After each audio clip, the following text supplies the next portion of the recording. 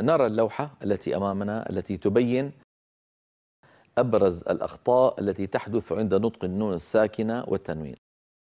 أولا، من أبرز الأخطاء طبعا إظهارهما عند أحرف الإدغام والقلب والإخفاء.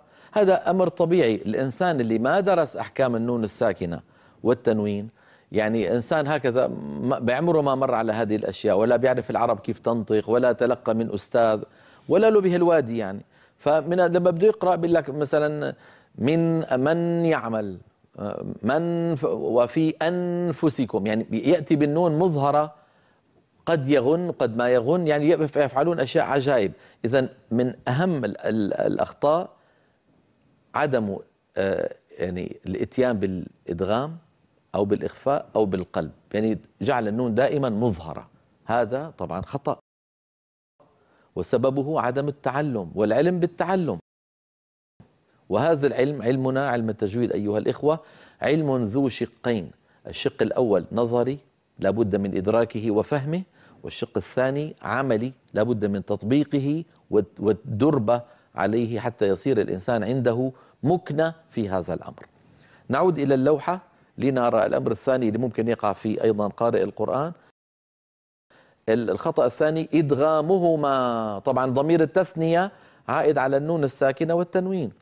إدغامهما في الواو والياء من غير غنة، أيضا هذا يحدث عند بعض من يقرأ القرآن، بل عند بعض يعني الأئمة يعني بنشوف كثير بحياتنا، مثلا بيقول لك من ولي ولا نصير، أدغم لكنه ما أتى بالغنة. كل الصوت عم يأتي من فين؟ من الفم.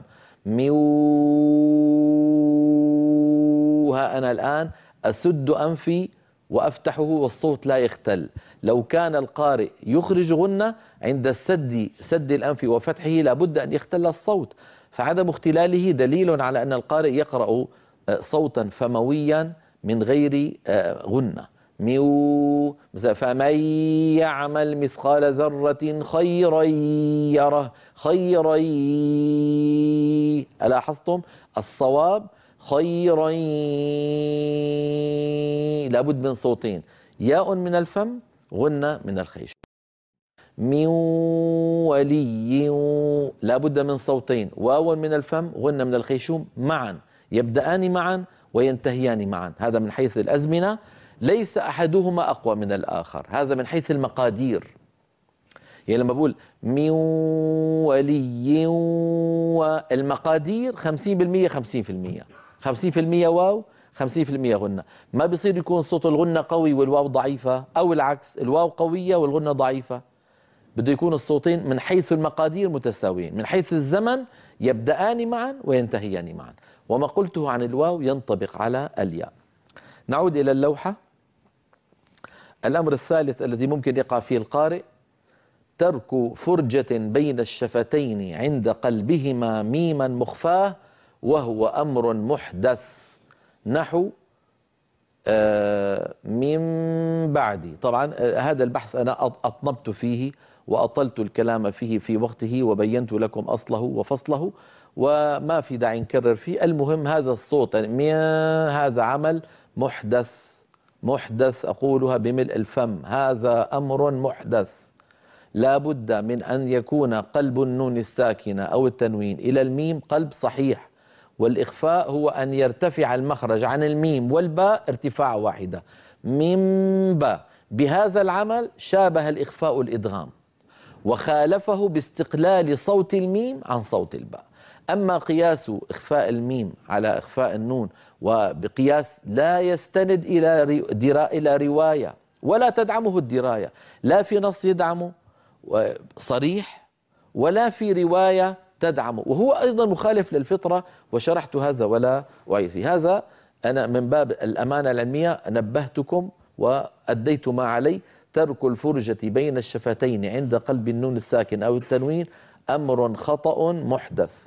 نعود إلى اللوحة لنرى الأمر الرابع من الأخطاء التي يمكن أن تحدث عند نطق النون الساكنة والتنوين: جعل الفم على هيئة واحدة عند أحرف الإخفاء جميعا، نحو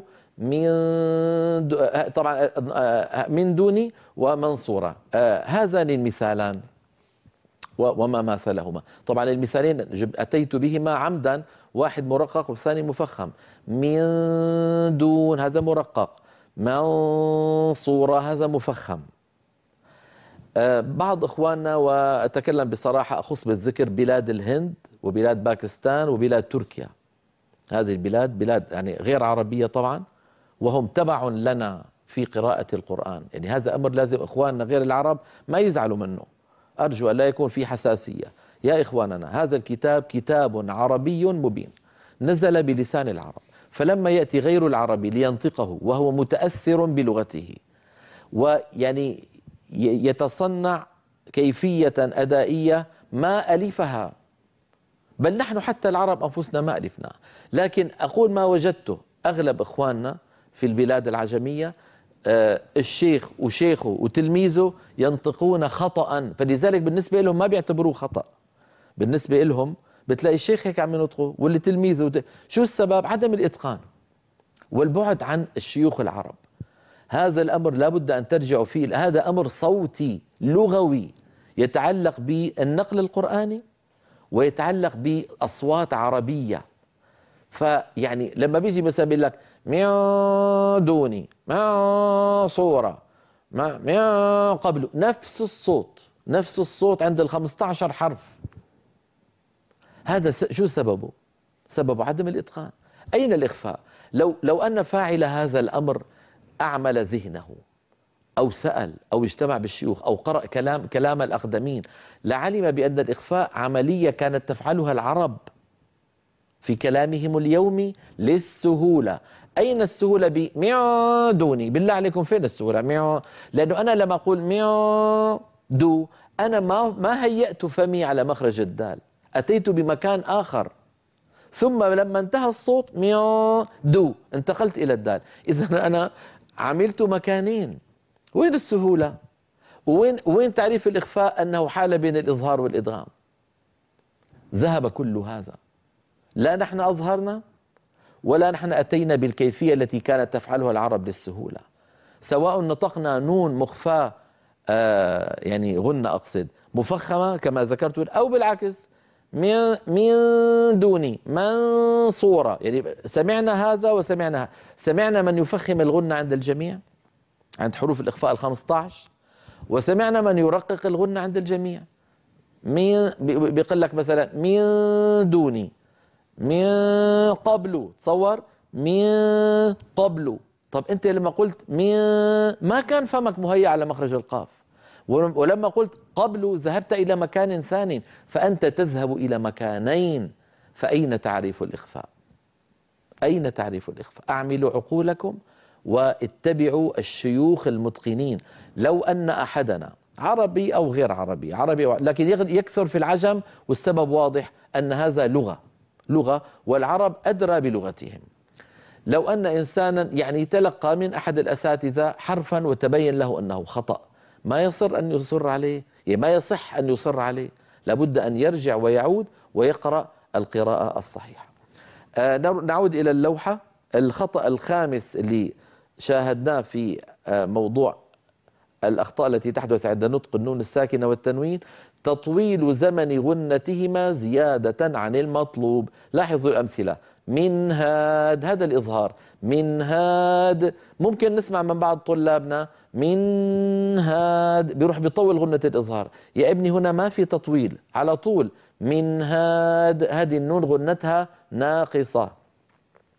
من قبل، هذا مقدار الغنة. من قا تضبطه المشافهة. ممكن أحيانا من أجل النغم، وهذا يفعله إخواننا الذين يهتمون بالأنغام هداهم الله، حتى يمط الكلام ليطابق النغم. شو بيقول؟ من قبل، يعني غنة أحيانا بتلاقي طويلة جدا. لماذا؟ لأن عنده نغم يريد أن يطبقه. نفس الموضوع فلن نزيدكم، المقدار المتلقى فلن نزيدكم. بعض إخواننا بيطولوا هذا عن حده بسبب التطريب، هدانا الله وإياهم. الأمر السادس والأخير من الأخطاء التي سمعناها إخفاؤهما، يعني إخفاء النون الساكنة أو التنوين عند الغين والخاء بين قوسين في غير قراءة أبي جعفر. هذه القراءة اللي عم يسمعوني الآن من المتخصصين، أما غير المتخصصين فما لكم بهذه العبارة. يعني أبو جعفر رحمه الله من القراء العشرة روى النون الساكنة أو التنوين عند الغين والخاء مخفى كحروف الإخفاء 15. فالصواب أن نقول أجر غير ممنون، هذا الصواب، أجر غير ممنون. الإخفاء أن نقول أجر غير ممنون. أعيد، أجر غير. هذا النطق الذي نطقته الآن خطأ في كل القراءات، اللهم إلا في قراءة أبي جعفر يزيد بن القعقاع رحمه الله. من خير، لابد من إظهار النون عند الخاء، من خير. إخفاؤها يكون هكذا، من خير. أعيد، من خير. هذا أيضا لا يصح إلا على قراءة أبي جعفر. بهذا نكون ولله الحمد قد أنهينا كامل الكلام.